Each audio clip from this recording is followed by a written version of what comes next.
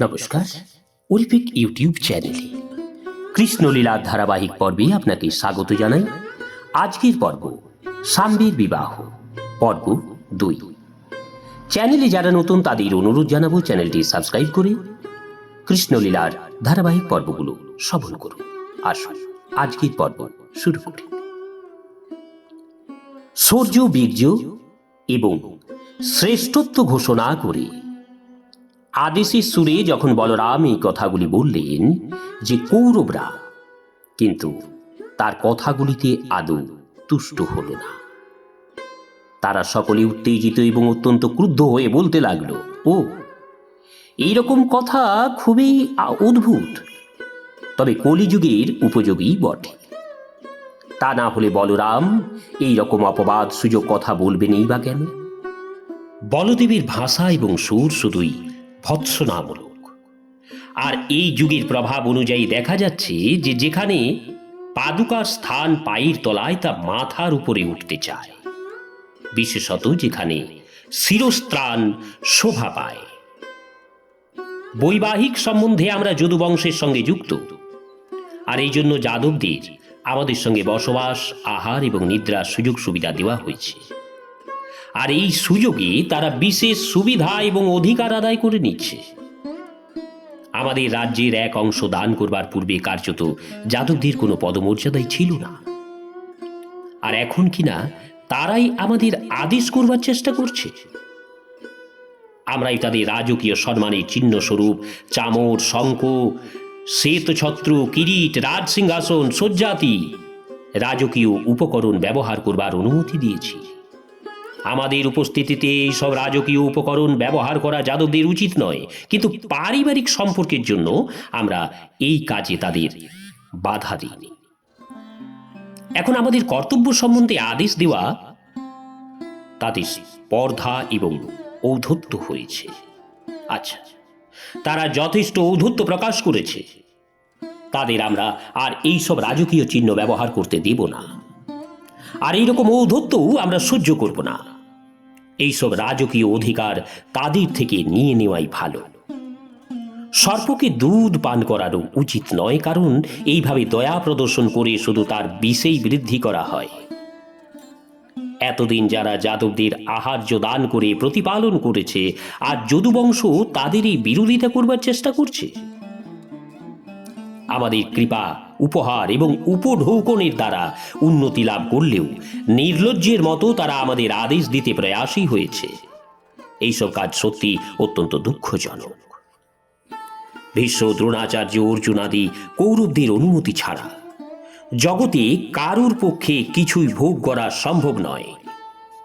সিংহের উপস্থিতিতে যেমন কোনো ভেড়ার জীবনটাই উপভোগ করতে পারে না, তেমনি আমাদের ইচ্ছা ব্যতিরেকে স্বর্গের অধিপতি ইন্দ্র প্রমুখ দেবতাদের পক্ষেও এই জীবনে কোনো কিছু ভোগ করা সম্ভব নয়।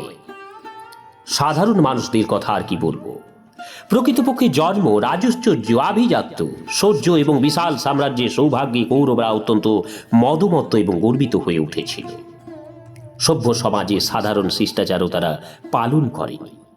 এই বলরামের উপস্থিতিতেই তারা যদুবংশের প্রতি অপমানজনক কথা বলল, আর এইরকম অসত্য এবং অশিষ্টের মতো কথা বলে তারা হস্তিনাপুরে ফিরে গেল।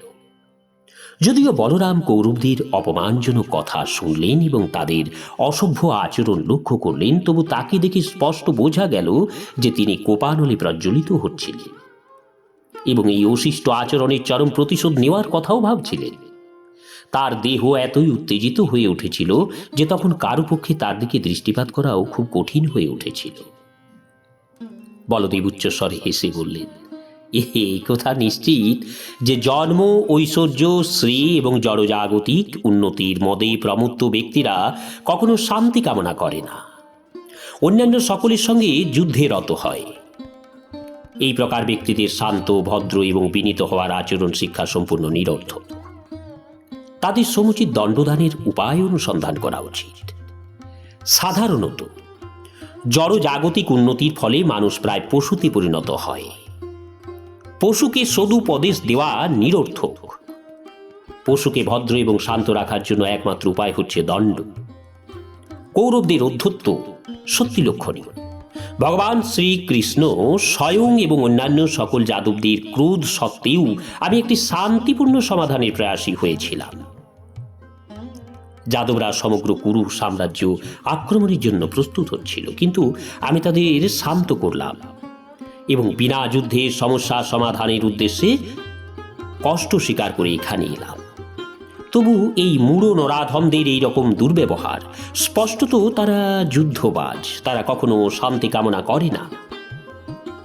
যাদবদের উদ্দেশ্যে অকথ্য ভাষা প্রয়োগ করে মদমত্ত অভিমানী কৌরবরা বারবার আমাকে অপমান করেছে।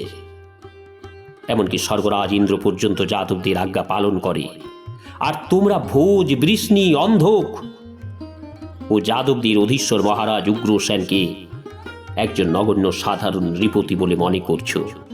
তোমাদের এইরকম মনোভাব সত্যি অদ্ভুত। দেবরাজ ইন্দ্র পর্যন্ত তার আদেশ পালন করেন, সেই মহারাজ উগ্রসেনকে তোমরা উপেক্ষা করছো, অবজ্ঞা করছো। যদুবংশের মাহাত্ম্যের কথা বিবেচনা করে দেখো।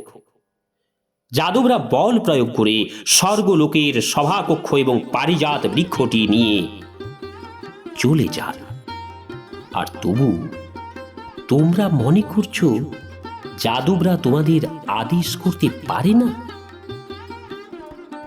তোমরা কি মনে করছো যে লীলা পুরুষোত্তম ভগবান শ্রীকৃষ্ণ পর্যন্ত রাজ সিংহাসনে অধিষ্ঠিত হয়ে তোমাদের আদেশ করতে পারেন না?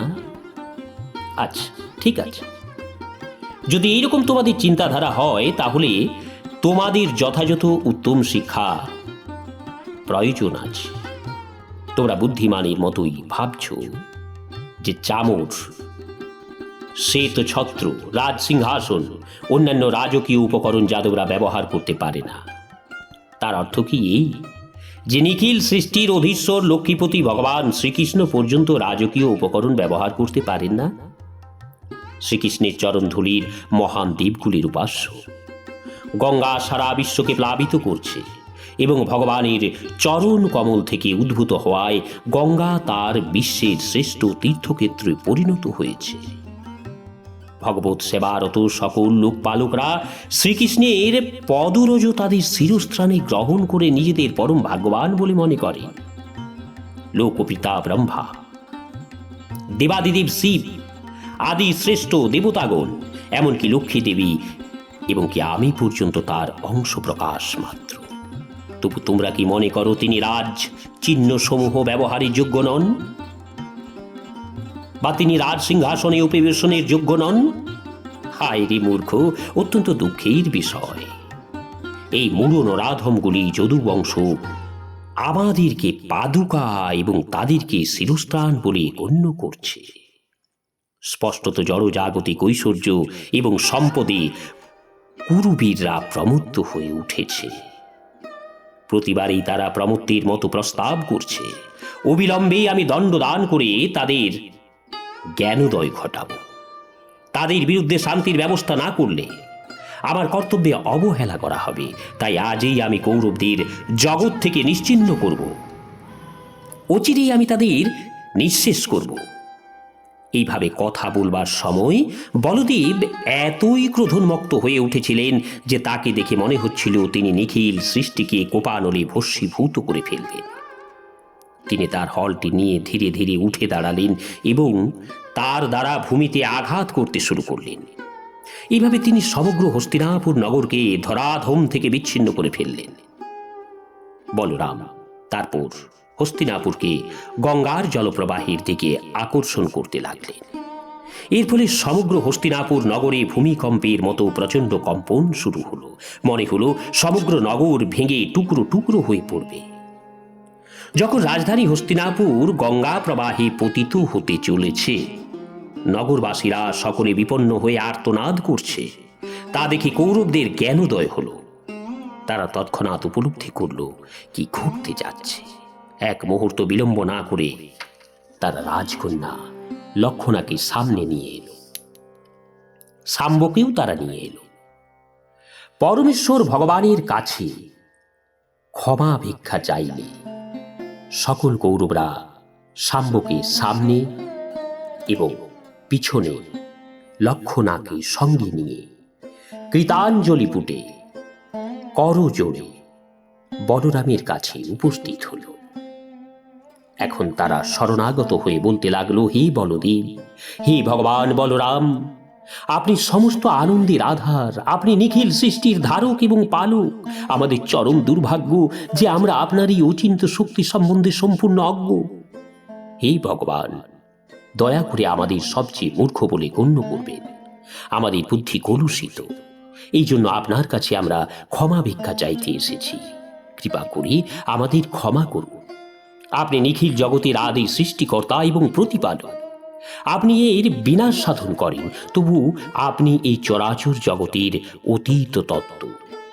হে সর্বশক্তিমান ভগবান, মহান ঋষিরা সকলে আপনার জয়গান করেন। আপনি বিশ্বের সব কিছু ক্রীড়ানকের মতো নাচান। হে অনন্তদেব, হে অখিলাধার, আপনি সমস্ত ভূমণ্ডলকে শিশুর ক্রিয়ার মতো নিজের মস্তকে ধারণ করেন। প্রলয়কাল উপস্থিত হলে আপনি সমগ্র সৃষ্টিকে আত্মস্থ করে মহাবিষ্ণু রূপে কারণ সমুদ্রে শায়িত থাকেন। তখন আর কিছুই অস্তিত্ব থাকে না। হে ভগবান, এই জগৎ প্রতিপালনের উদ্দেশ্যে আপনি দিব্য শরীরে এই ধরাধামে আবির্ভূত হয়েছেন। ক্রোধ, দেশ, মৎসরতা আপনাকে স্পর্শ করতে পারে না। শিক্ষাদানের জন্য, দণ্ডদানের জন্য আপনি যা কিছু করেন তা সবই নিখিল বিশ্বের কল্যাণ সাধন করে। হে নিখিল ঐশ্বর্য বিভূতির আকর, হে অবিনশ্বর পরমেশ্বর ভগবান, আপনাকে সশ্রদ্ধ প্রণতি জানাই। হে অনন্ত ব্রহ্মাণ্ডের সৃষ্টিকর্তা, আমরা আপনাকে বারবার দণ্ডবৎ প্রণাম করি। এখন আমরা আপনার পূর্ণ শরণাগত। দয়া করে আমাদের প্রতি কৃপাপরায়ণ হন এবং আমাদের রক্ষা করুন। পিতামহ ভীষ্ম থেকে আরম্ভ করে অর্জুন, দুর্যোধনাদি প্রবীণ কৌরবরা এইভাবে পরমেশ্বর ভগবান বলদেবের কাছে কাতর প্রার্থনা করলে অচিরেই শান্ত হলেন বলদেব এবং অভয় দান করে তাদের উদ্বেগের কোনো কারণ নেই বললেন। বিবাহের পূর্বে বর এবং কন্যা পক্ষের মধ্যে যুদ্ধের সূচনা করা অধিকাংশ ক্ষেত্রে ক্ষত্রিয়দেরই মধ্যে প্রচলিত। লক্ষণাকে বল প্রয়োগে হরণ করা হলে প্রবীণ কৌরবরা শাম্বকে লক্ষণার উপযুক্ত পাত্র দেখে খুশি হয়েছিল। শক্তি পরীক্ষার জন্যই তারা শাম্বের সঙ্গে যুদ্ধ করেছিল, কিন্তু যুদ্ধের নিয়ম উপেক্ষা করেই তারা শাম্বকে বন্দী করেছিল। কৌরবদের কাছ থেকে বন্দী শাম্বকে মুক্ত করার উদ্দেশ্যে যাদবরা প্রস্তুত হলে বলরাম স্বয়ং এই সমস্যা সমাধানের জন্য আসেন এবং একজন প্রবল পরাক্রান্ত ক্ষত্রিয় বলদেব অবিলম্বে শাম্বকে মুক্ত করবার জন্য কৌরবদের আদেশ করেন। কৌরবরা এই আদেশ পেয়ে অপমানিত বোধ করার অভিনয় করল। তারা তার শক্তি পরীক্ষা করতে চাইল। বলরামের অচিন্ত শক্তিমত্তার প্রদর্শনেই তারা শুধু দেখতে চেয়েছিল। তখন পরম আনন্দে কৌরবরা শাম্বের হস্তে লক্ষণাকে সমর্পণ করল। এইভাবে সমস্যার সমাধান হল। কন্যার প্রতি স্নেহবশত দুর্যোধন সাড়ম্বরে এবং মহা সমারোহে শাম্বের সঙ্গে লক্ষণার বিবাহে প্রতিটি 60 বছরের অধিক বয়স্ক 1200 হাতি, 10,000 অশ্ব, সূর্যের মতো জ্যোতির্ময় 6,000 রথ এবং নানা স্বর্ণালঙ্কারে ভূষিতা 1,000 দাসী প্রদান করল। শাম্বের অভিভাবক এবং যদুকুল শ্রেষ্ঠ বলরাম অত্যন্ত সন্তুষ্ট চিত্রে এই উপঢৌকন গ্রহণ করলেন। কৌরবদের কাছ থেকে সাদর অভ্যর্থনা লাভ করে হৃষ্টচিত্তে নব দম্পতিকে নিয়ে তিনি রাজধানী দ্বারকার উদ্দেশ্যে যাত্রা করলেন।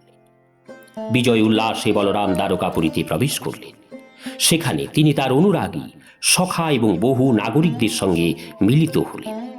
সকলে সমবেত হলে বলরাম শাম্ব লক্ষণার বিবাহের কাহিনী সম্পূর্ণ বর্ণনা করলেন। কিভাবে তিনি সমগ্র হস্তিনাপুর নগরকে বিপর্যয়ের সম্মুখীন করেছিলেন তা শুনে সকলেই বিস্মিত হয়ে উঠেছিল। বর্তমান নতুন দিল্লি নগরী হল হস্তিনাপুর অঞ্চল, আর শহরের মধ্যে দিয়ে প্রবাহিত এখনকার যমুনাই তখন গঙ্গা নামে পরিচিত। সুখদেব গোস্বামী এই সত্য প্রতিপন্ন করেন। বৈষ্ণবাচার্য শ্রীমৎ জীব গোস্বামী প্রতিপন্ন করেন যে বিভিন্ন পথে প্রবাহিত হলেও গঙ্গা ও যমুনা একই নদী। গঙ্গার যে শাখাটি হস্তিনাপুরের মধ্যে দিয়ে প্রবাহিত হয়ে বৃন্দাবন অঞ্চলের দিকে গিয়েছে সেটিকে যমুনা বলা হয়, কারণ এই অংশটি ভগবান শ্রীকৃষ্ণের পুত লীলাভূমি। সেটিকে যমুনা বলা হয়। যমুনার দিকে ঢালু হয়ে পড়া হস্তিনাপুরের অংশটি বর্ষা ঋতুতে প্লাবিত হয়। তখন বলরামের গঙ্গায় হস্তিনাপুর আকর্ষণ লীলার কাহিনী সকলের স্মরণ হয়। নমস্কার, আজকের পর্ব এখানেই শেষ করছি। আসবো আগামী পর্ব নিয়ে। চ্যানেলে যারা নতুন তাদের অনুরোধ জানাবো চ্যানেলটি সাবস্ক্রাইব করে কৃষ্ণলীলার ধারাবাহিক পর্বগুলো শ্রবণ করুন। রাধে রাধে, হরে কৃষ্ণ।